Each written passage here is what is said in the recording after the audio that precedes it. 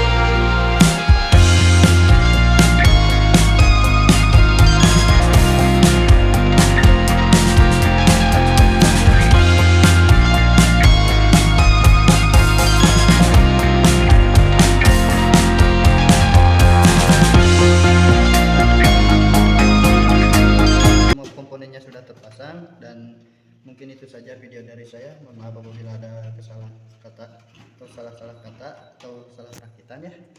Mohon dimaafkan karena saya juga masih tahap belajar. Oke, segitu saja. See you the next video. Terima kasih.